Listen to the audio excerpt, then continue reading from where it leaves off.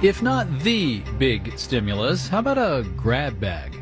Marketplace Morning Report is supported by the United States Postal Service, offering postage stamps for purchase at more than 40,000 supermarkets, drugstores, office suppliers, and wholesale clubs. I'm David Brancaccio. After President Trump tweeted yesterday he's cutting off negotiations on big pandemic relief funding, saying that it'll have to wait until after the election, the stock market fell, with the Dow dropping 375 points, 1.3%.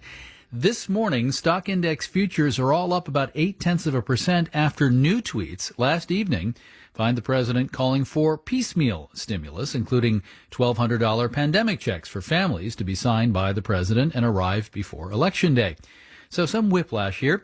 Let's turn to someone who has long followed financial policy and politics, Karen Petru, managing partner of Federal Financial Analytics in Washington. Thank you for doing this.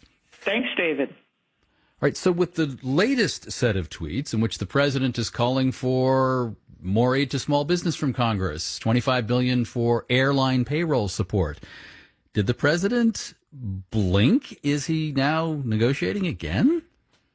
I think the president is always negotiating. Even with COVID, even in the fortress of a White House, he's running the country like building a casino. I mean, he's just trying to make a deal. That's the only way I can explain this. The promise, at least yesterday, was that if the president wins, he tweeted, we'll have big stimulus right after the election. Is that how you see it? I mean, if he wins or if Biden wins, we gonna get some stimulus soon after the election?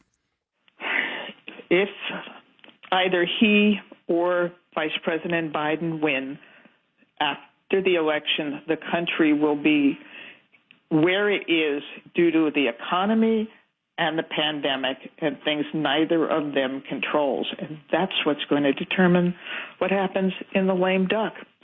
Even in Washington, reality matters. And I think we're going to be facing a very, very difficult reality in November and December of this year. Karen Petru is managing partner of Federal Financial Analytics in Washington. Thank you so much. You're welcome.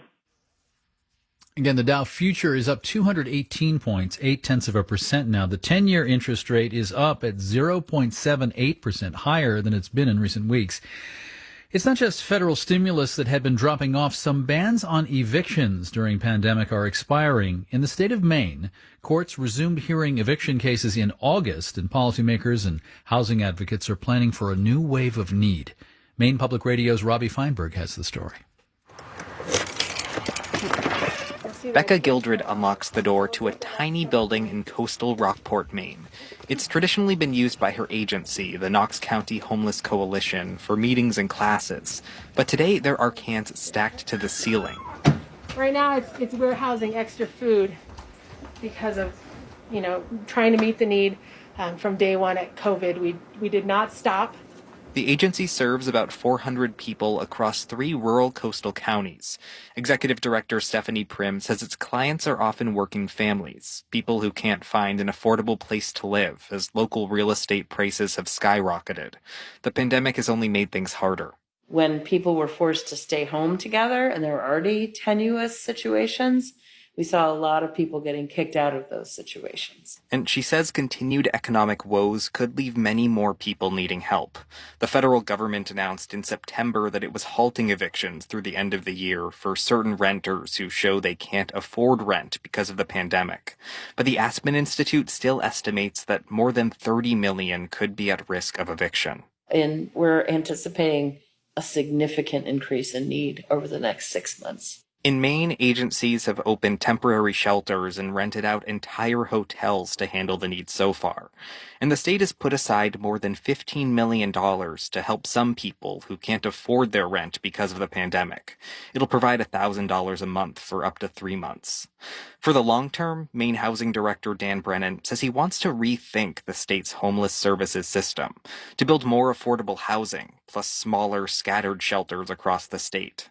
Going back to a system where people are congregated tightly into a building for a short period of time and then back out onto the street doesn't strike me that we should go back to that. But in the short term, advocates are trying to get people housed now.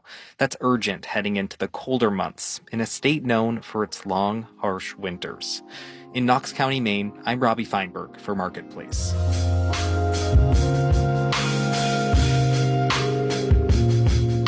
Marketplace Morning Report is supported by Progressive Insurance, offering its Home Quote Explorer so shoppers can evaluate options in one place when buying home insurance. Custom quotes and rates are available online. Learn more at progressive.com. And by Constant Contact, with email marketing, websites, online stores, and other resources. Committed to helping small businesses and nonprofits stay connected and do more business online. More at ConstantContact.com. And by WeWork, committed to working in new ways, focusing on health and safety, flexible terms with custom designed spaces. More at WeWork.com/tomorrow.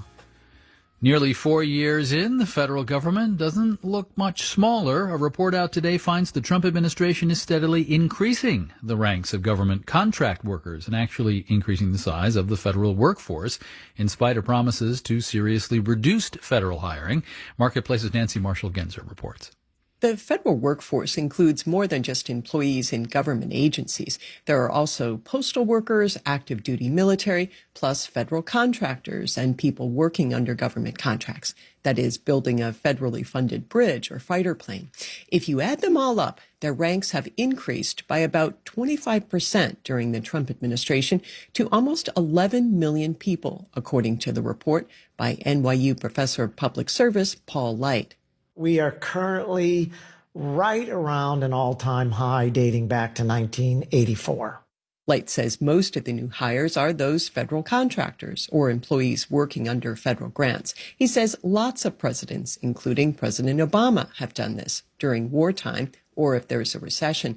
But Light says other presidents have been more transparent about it. Are you basically saying, look, we're doing this? Or are you maintaining the rhetoric that, we've cut government to the bare bones? Plus, Light says most of the federal hiring under the Trump administration occurred before the economy was hit by COVID-19. I'm Nancy Marshall-Genzer for Marketplace. Thank you, Nancy. I'm David Brancaccio. You're listening to the Marketplace Morning Report. From APM, American Public Media.